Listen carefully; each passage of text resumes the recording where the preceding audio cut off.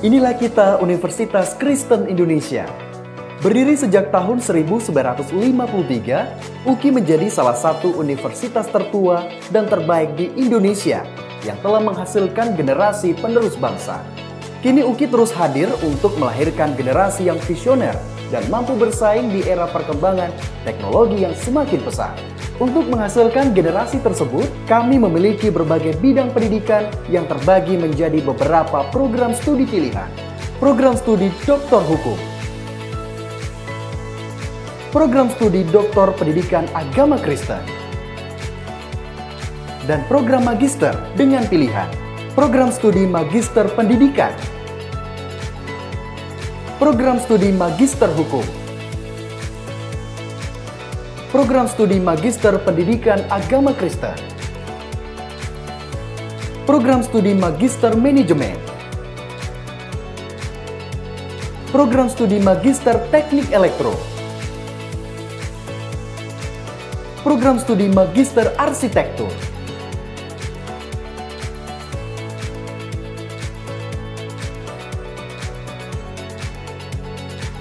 sedangkan untuk program sarjana, kami memberikan pilihan-pilihan untuk generasi yang ingin menjadi tenaga pengajar, seperti Fakultas Keguruan dan Ilmu Pendidikan, program studi Bimbingan Konseling,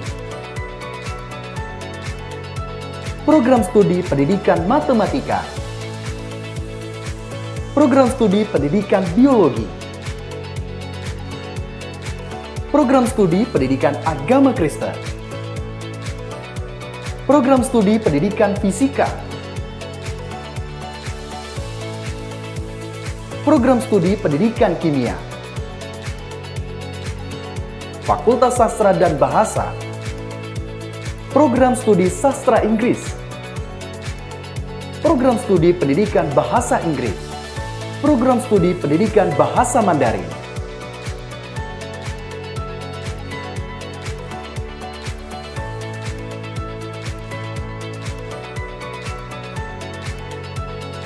Fakultas Ekonomi dan Bisnis, program studi Manajemen, program studi Akuntansi. Fakultas Hukum mengembangkan generasi yang akan menuntut Indonesia dalam keadilan dengan pilihan. Program studi Hukum. Kesehatan masyarakat Indonesia adalah yang utama. Kami dengan Fakultas Kedokteran selalu mengembangkan ilmu kedokteran melalui program studi Pendidikan Kedokteran, Fakultas Teknik, program studi Teknik Mesin,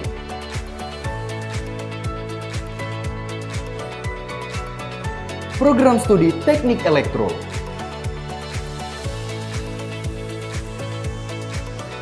program studi Teknik Sipil, program studi Arsitektur,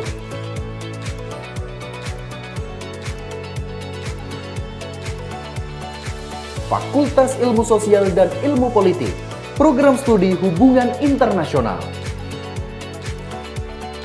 program studi Ilmu Komunikasi, program studi Ilmu Politik.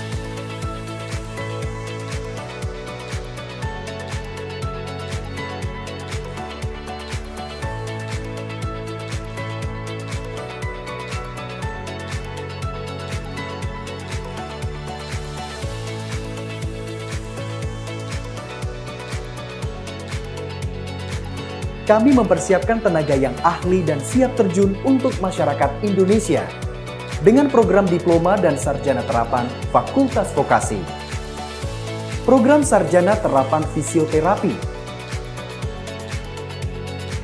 program sarjana terapan analisis keuangan, program studi keperawatan,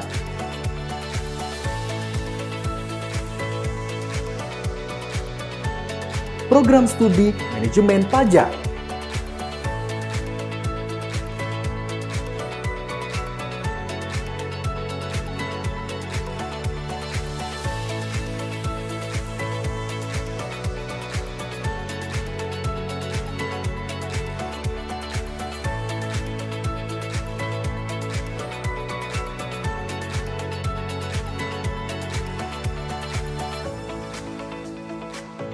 Kami menyadari bahwa metode pembelajaran berbasis teknologi menjadi suatu hal yang harus dikembangkan, khususnya di Universitas Kristen Indonesia.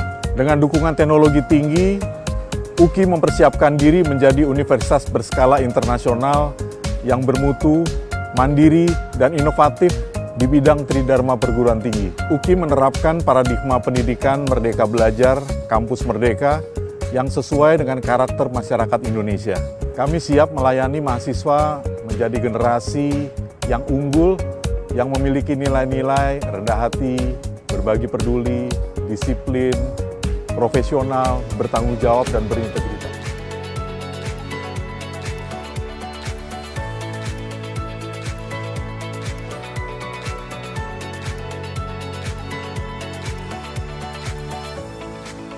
UKI akan selalu ada untuk kemajuan generasi bangsa Indonesia dengan menerapkan pendidikan berstandar internasional di era digital saat ini.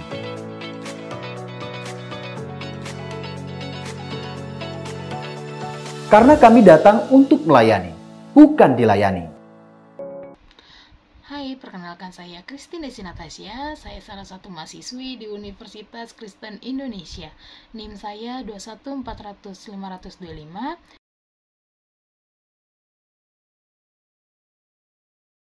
Kali ini saya akan memaparkan materi tentang industri keuangan non-bank, yaitu pegadaian.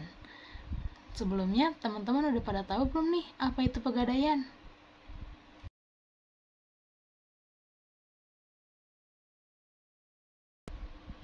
Gadai merupakan suatu perbuatan hukum yang diatur dalam pasal 1150 KUH Perdata, yakni suatu perjanjian utang piutang dengan jaminan benda bergerak.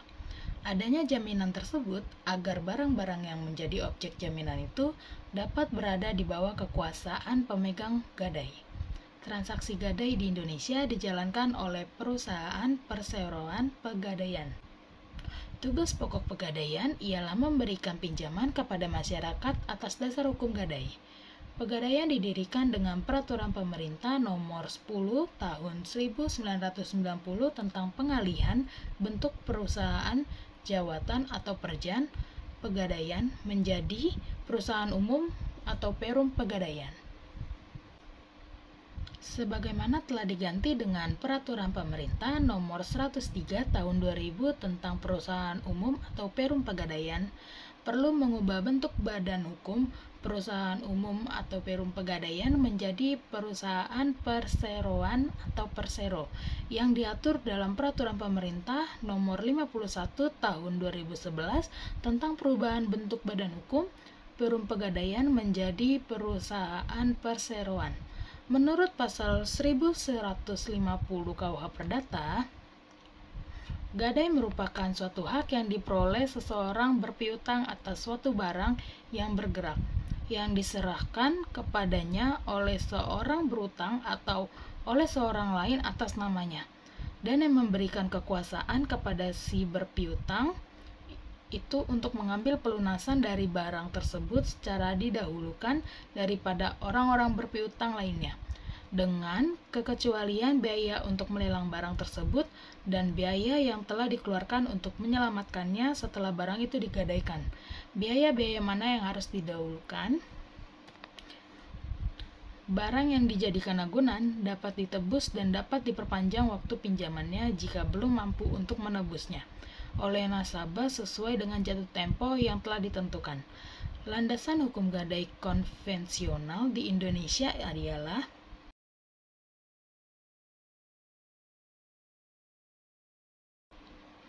yang pertama, ada Peraturan Pemerintah Republik Indonesia Nomor 178 Tahun 1961 tentang pendirian perusahaan negara pegadaian, di mana dalam pasal 5 dijelaskan tentang tujuan pegadaian, yakni untuk membangun ekonomi nasional di bidang perkreditan dengan dasar hukum gadai, mengutamakan kebutuhan rakyat dan ketentraman menuju masyarakat adil dan makmur, baik material maupun spiritual. Dalam pasal 6 juga menjelaskan bahwa pegadaian berusaha dalam lapangan perkreditan atas dasar hukum gadai dengan tanggungan barang-barang gerak dengan cara yang mudah, cepat, aman, dan hemat. sehingga dengan demikian ikut serta mencegah adanya lintah darat, ijon, atau pegadaian gelap dan praktik riba lainnya.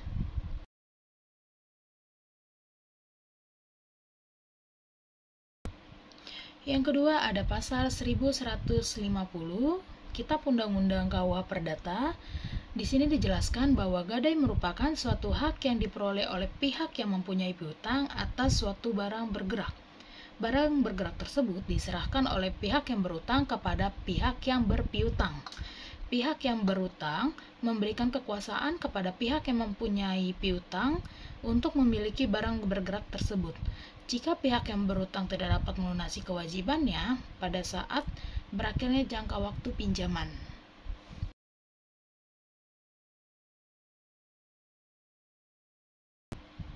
Yang menjadi produk-produk pegadaian ialah sebagai berikut. Yang pertama itu ada produk utama. Produk utama dibagi menjadi 3. Yang pertama ada KCA atau kredit cepat dan aman.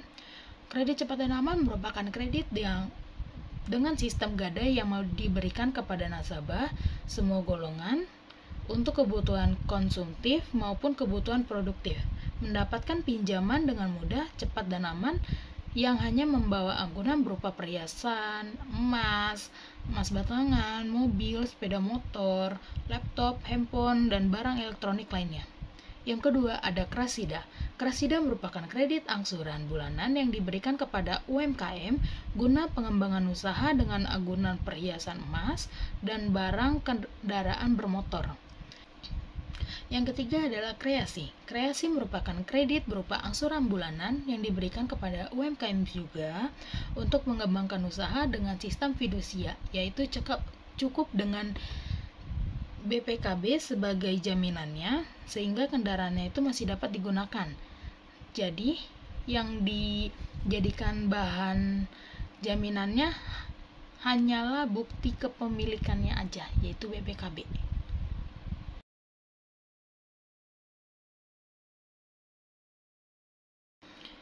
Yang kedua terdapat produk syariah. Produk syariah ini dibagi menjadi 4. Yang pertama ada RAN, merupakan pembiayaan dengan sistem syariah yang dikeluarkan oleh Pegadaian Syariah dengan proses cepat, aman, penyimpanannya dengan barang jaminan berupa emas, perhiasan, berlian, smartphone, laptop, barang elektronik lainnya, sepeda motor, serta mobil. Yang kedua, itu ada Amanah. Amanah merupakan pembiayaan untuk mempermudah pembelian kendaraan bermotor dengan pinjaman sesuai syariah untuk karyawan dan pengusaha mikro. Yang ketiga ada Arum. Arum itu merupakan pembiayaan untuk memudahkan pengusaha kecil mendapatkan modal usaha dengan jaminan BPKB dan emas. Kendaraan masih dapat digunakan pemiliknya untuk membantu operasional usahanya. Yang keempat ada Arum Haji, merupakan pembiayaan dengan sistem gadai emas untuk pendaftaran haji.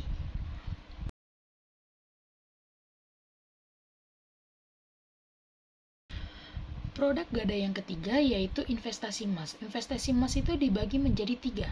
Yang pertama ada Mulia, merupakan layanan penjualan emas batangan secara tunai atau angsuran dengan jangka waktu fleksibel dan proses mudah. Yang kedua itu ada Tabungan Emas, yang merupakan layanan pembelian dan penjualan emas sebagai titipan dengan harga yang terjangkau. Yang ketiga merupakan konsinyasi emas, yang merupakan layanan titip jual emas batangan di Pegadaian sehingga menjadi aman.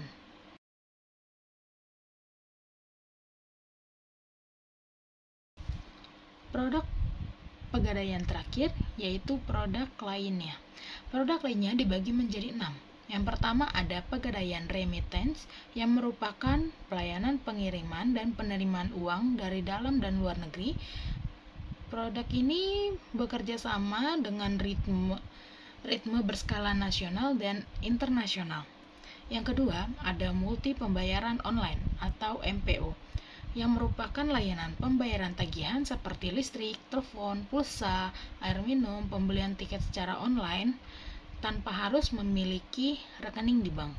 Yang kedua, persewaan gedung, merupakan layanan sewa auditorium yang dikelola oleh Pegadaian untuk disewakan kepada masyarakat guna keperluan acara dan seremoni. Yang keempat, ada jasa sertifikasi mulia. Merupakan jasa pengujian batu mulia untuk mengetahui jenis, keaslian, kualitas, dan spesifikasi dari batu mulia tersebut. Yang kelima, adanya jasa taksiran. Merupakan layanan untuk mengetahui karakteristik dan kualitas harta perhiasan emas, berlian, dan batu permata. Yang keenam, ada jasa titipan. Merupakan layanan berupa titipan barang berharga seperti emas, berlian, surat berharga, maupun kendaraan bermotor, atau di dalam dunia perbankan biasa dikenal dengan istilah Safe Deposit Box atau SDB. Sumber dana Pegadaian bersumber dari modal sendiri, yakni modal awal penyertaan dari pemerintah dan laba ditahan. Penggunaan dana ini dilakukan untuk hal seperti uang kas, jasa pembiayaan, operasional, perusahaan, pembelian, aktiva tetap, dan investasi. Sekian materi yang saya paparkan untuk kali ini, kurang lebihnya mohon maaf. Terima kasih.